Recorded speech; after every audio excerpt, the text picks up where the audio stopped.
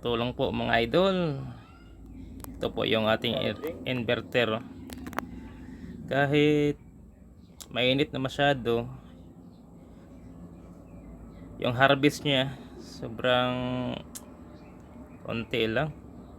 Yan, 62 watts lang yung harvest niya. Tapos nagcha-charge siya. 1,400 watts daw, pero wala yan.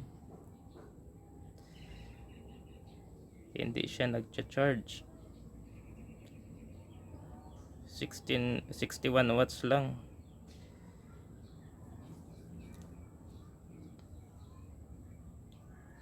Tapos yung charging nyo naka 60 siya sa AC 30, pero yung AC niya hindi ko inon kasi namamatay siya.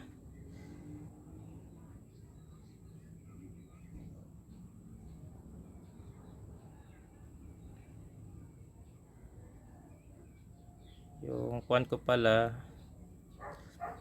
gamit kong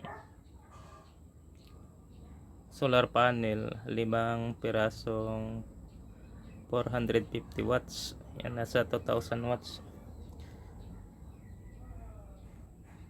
Yan, nagcha-charge siya, pero yan, yan lang yung harvest niya. Mainit na siya, alas 12 na sa tanghali.